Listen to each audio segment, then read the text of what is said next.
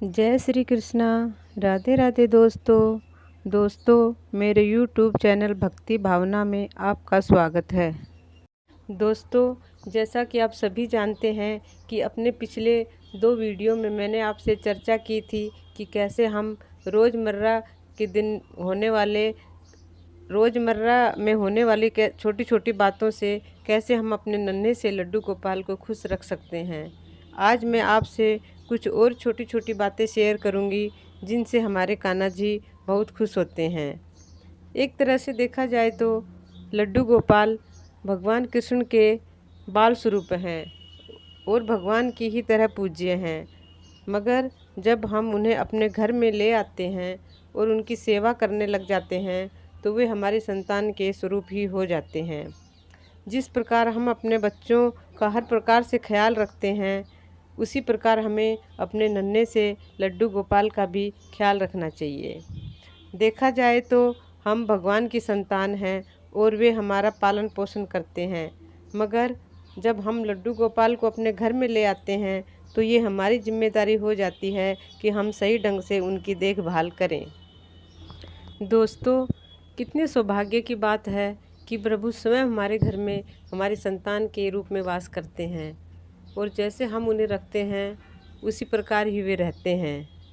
जैसे हम उन्हें खिलाते हैं वैसा ही खा लेते हैं और जैसे वस्त्र हम उन्हें पहनाते हैं वैसे ही वस्त्र पहन लेते हैं। ये सच है दोस्तों कि भगवान भगत के वश में होते हैं।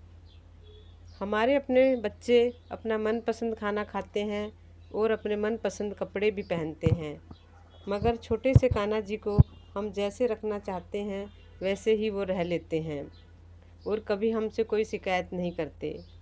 हमारी खुद की संतान इतनी आज्ञाकारी और सरल स्वभाव की हो जाए तो हम अपने भाग्य पर गर्व करते हैं कि हमारी संतान इतनी अच्छी है, हमारा कहना मानती है और जैसे हम रखते हैं उसी में खुश रहती है। तो फिर दोस्तों, अपने छोटे से कान्हा जी के लिए तो हमें खुशी से पागल हो जाना चाहिए, जो स्वयं हमारी संतान के रूप में हमारे घर में आते हैं।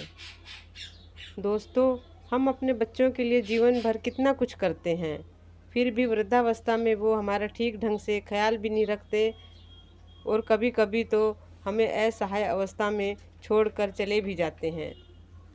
मगर कान्हा जी हमारे द्वारा की गई सेवा और देखभाल का ऋण अवश्य चुकाते हैं। वे कभी हमारा साथ छोड़कर नहीं जाते और समय समय पर हमारी यथासंभव सहायता भी करते हैं। हमारी अपनी संतान भले ही हमारा ध्यान न रखे, मगर कान्हा जी हर दुख तकलीफ़ में हमारे साथ रहते हैं और सच तो ये है कि दुख तकलीफ़ में एक वे ही हैं जो हमारे साथ होते हैं। रिश्ते नाते कितने भी अच्छे और सच्चे हों, अक्सर साथ छोड़कर चले ही जाते हैं। दोस्तों, हमारे छोटे से कान्हा जी जब हमारा इतना ध्यान रखते हैं तो हमारा भी कर्तव्य बनता है कि हम भी उनकी छोटी छोटी खुशियों का ध्यान रखें। वैसे तो हम उन्हें दे ही क्या सकते हैं, मगर कुछ छोटी छोटी चीज़ों द्वारा हम उनकी खुशियों का मान तो रख ही सकते हैं। वे तो सिर्फ भाव के भूखे हैं। भाव से हम उन्हें जो भी अर्पण करेंगे वो बड़े प्रेम से उसे ग्रहण कर लेते हैं।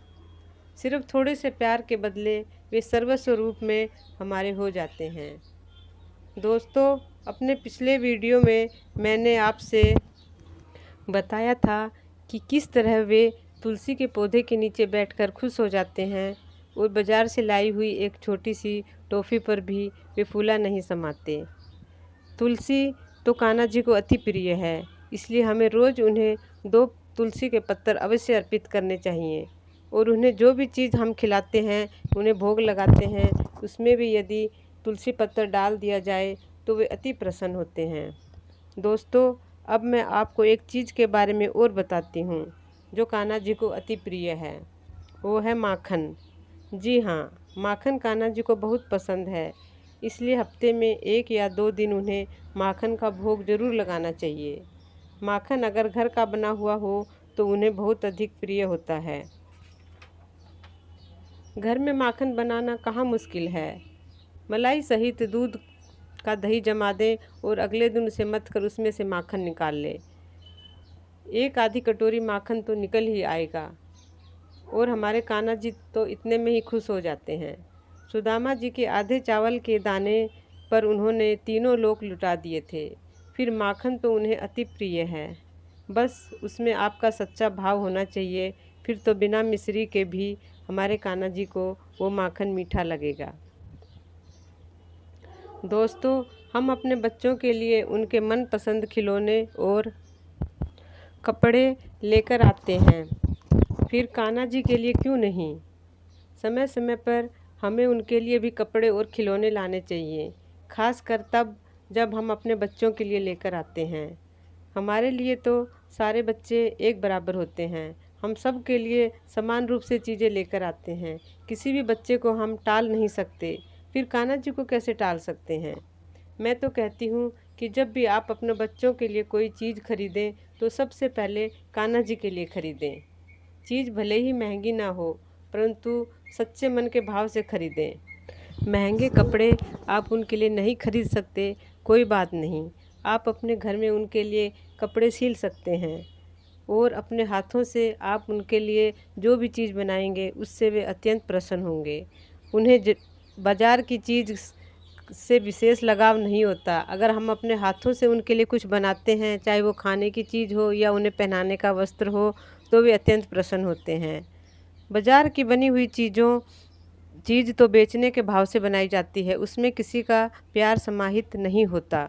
मगर हम अपने हाथों से जो चीज़ उनके लिए बनाएंगे वो बड़े प्यार से बनाएंगे और उसे ग्रहण करके कान्हा जी बहुत खुश होंगे। दोस्तों, जहाँ विश्वास होता है चमत्कार भी वहीं होते हैं। जिनके घर में लड्डू गोपाल है और वे सच्चे भाव से उनकी सेवा करते हैं, उनके साथ कुछ न कुछ चमत्कार अवश्य होते रहते हैं। कान्हा जी को कोई चीज़ मंगानी होती है तो वे किस प्रकार मंगवाते हैं, ये मैं आपको बताती हूँ। ये सच्ची घटना है दोस्तों। एक बार मैं नवरात्रों के दिनों में मंदिर जा रही थी और मंदिर के बाहर एक छोटा सा मेला लगा हुआ था, जहाँ बच्चों के लिए खिलौने, मिठाई वगैरह बिक रही थी। मैं मंदिर से बाहर दर्शन करके बाहर आई तो एक बुढ़िया माई कुछ सस्ते वाले खिलौने बेच रही थी और वो मुझसे खिलौना लेने की जिद करने लगी। मुझे खिलौना पसंद नहीं था, इसलिए मैंने नहीं लिया और मैं चल पड़ी। मगर वो बुढ़िया माई मेरे पीछे पीछे आकर मुझसे खिलौना लेने की जिद करने लगी। दोस्तों, ये वही खिलौना है जो मैं आपको दिखा रही हूँ। मैंने ये सोच के खिलौना ले लिया कि 50 रुपये मेरे लिए तो कोई अहमियत नहीं रखते, मगर हो सकता है इन 50 रुपयों से किसी के घर में चूल्हा जल जाए और एक वक्त की रोटी बन जाए तो अच्छी ही बात है। मैंने अनमने मन से वह खिलौना ले लिया और उसे लेकर घर आ गई। बेटी ने कहा, ये कैसा खिलौना लेकर आई हो? वह खिलौना एक हरे रंग का घोड़ा था और पैरों की जगह उसमें 4 पहिए लगे हुए थे, जिनके सहारे वह बहुत आसानी से चल सकता था। दोस्तों, वह खिलौना न तो मुझे पसंद था और न ही मेरी बेटी को, मगर हमें मालूम नहीं था कि वह खिलौना कान्हा जी को बहुत पसंद था और उनकी मर्ज़ी से ही हमारे घर में आया था।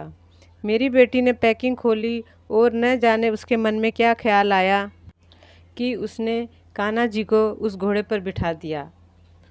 कान्हा जी उस घोड़े पर इस कदर आराम से बैठ गए कि मानो ये उन्हीं के लिए ही बनाया गया था।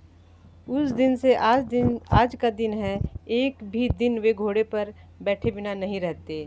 जिस दिन उन्हें घोड़े पर नहीं बिठाया जाता, उस दिन उनके चेहरे की मुस्कुराहट कहीं गुम हो जाती है और वे उदास लगते हैं, और घोड़े पर बिठाते ही उनके चेहरे की मुस्कुराहट लौट आती।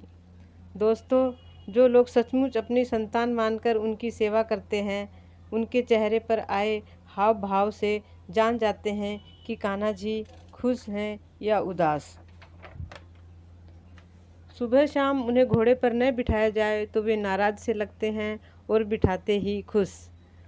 हम जिस खिलौने को तुच्छ समझ रहे थे वह उनके लिए कितना अहम था, कितना कीमती था, ये अब मेरी समझ में आया था। अब मुझे पता चला कि वो बुढ़िया माई उस खिलौने के लिए क्यों जिद कर रही थी। उस खिलौने के ज़रिए उन्होंने उस बूढ़ी माई की भी मदद की थी।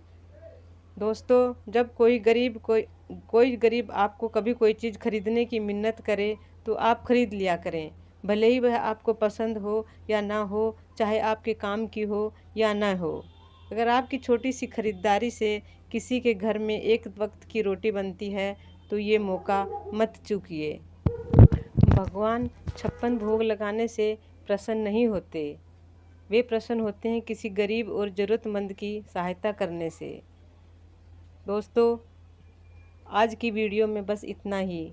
अगले वीडियो में मैं किसी नई जानकारी के साथ आपके साथ फिर हाजिर होंगी। अगर आपको वीडियो पसंद आया हो तो लाइक, कमेंट और शेयर अवश्य कीजिए। आज के लिए बस इतना ही। जय श्री कृष्णा, राधे राधे दोस्तों, आपका दिन शुभ हो।